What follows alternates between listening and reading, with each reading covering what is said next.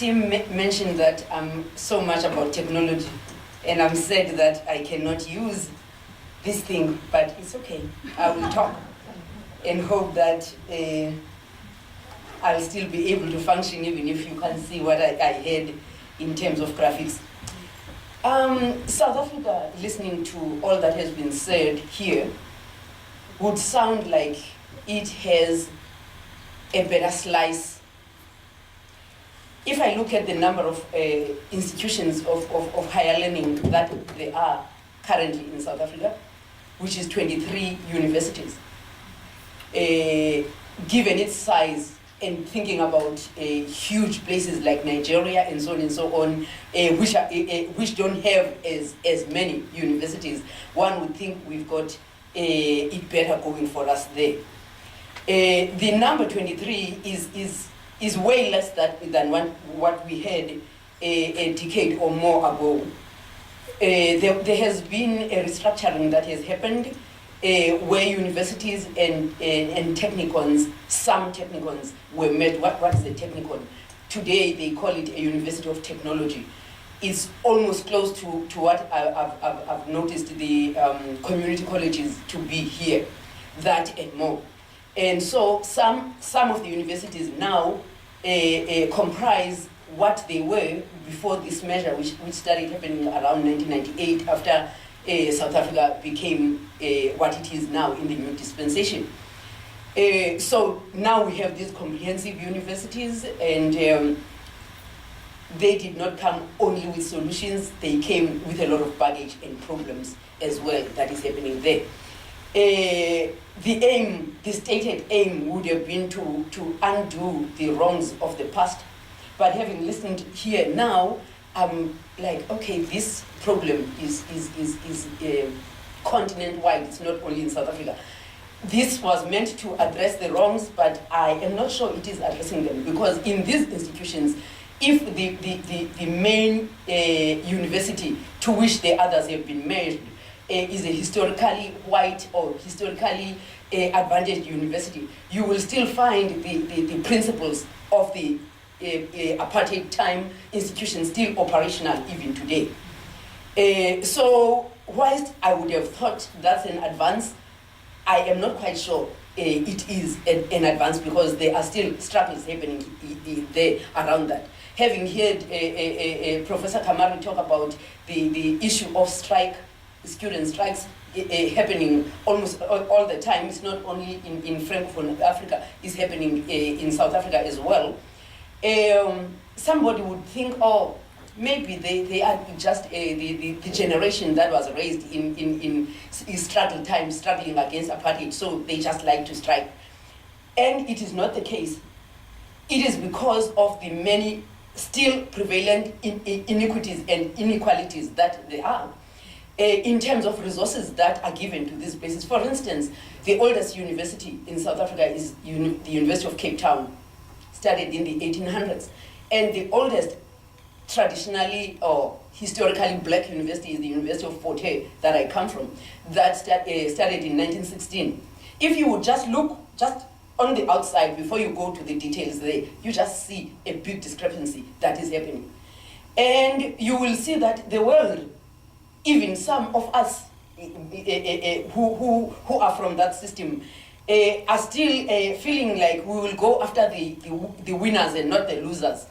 And in this case, UCT, University of Cape Town, and others like it, WITS and other traditionally or historically advantaged universities are those winners. It seldom is clear whether people begin to think, what made those losers losers? When are you going to begin to worry about how are we going to turn this around, and when are we going to turn it around? Will they be losers forever? What made them losers? Then they were underprivileged, and even today they still are.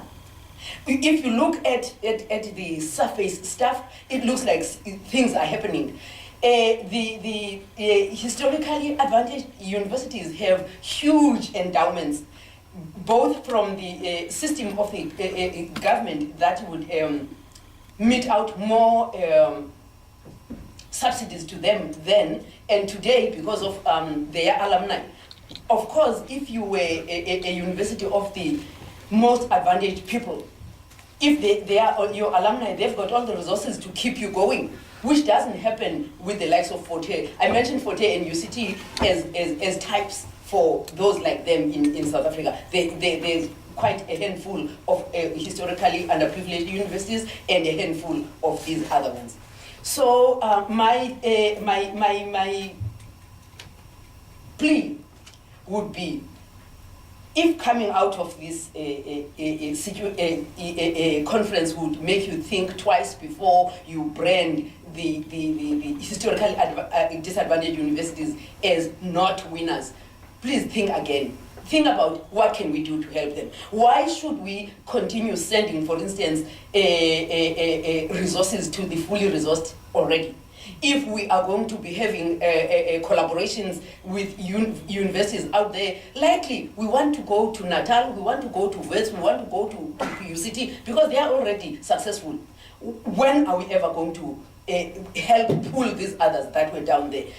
Students are striking time and again because they have no money. Their parents have no money. And the demands that they are equal. You are supposed to pay the same fees like everybody else at the same time as everybody else. The resources are not the same. You don't come from the same background. You live in the same country, but you don't come from the same background. I guess that's not only a sickness that is in South Africa. I think many of us can identify with that. Okay, maybe I can jump and go on to some positive stuff. There has been a seemingly positive development towards gender issues, women in education. We see something like 42% of the academic population being women who are in PhDs and so on and so on.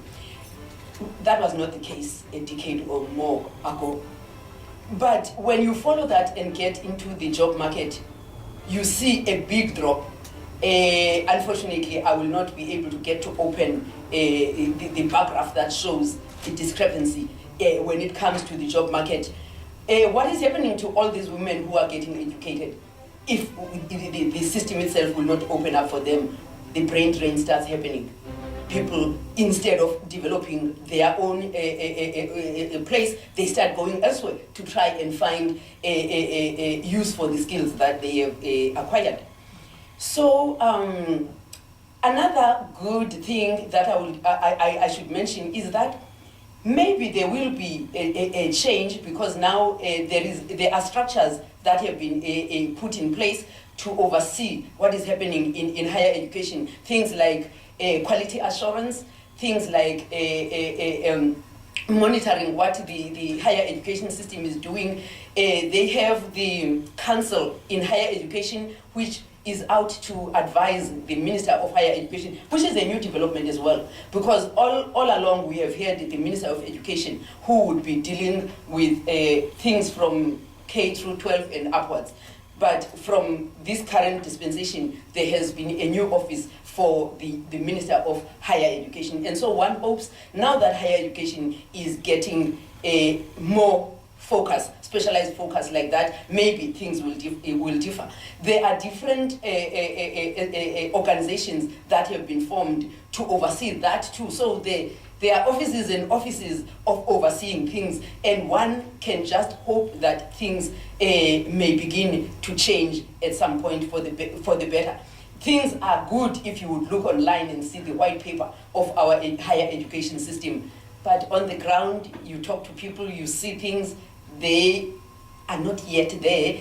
But I could just say we come from a long way far, and we still have miles and miles to go till we get to where we should be going. The scale is still skewed, because it seems there are more challenges than advances on the ground, not on paper. If you look at this, you'll be like, what is she talking about? These nice things are there showing, but on the ground, that's not really what it is. So let's continue having forums like these where the voice at some point maybe will be heard. I hope you didn't have to stop me. I'll stop myself.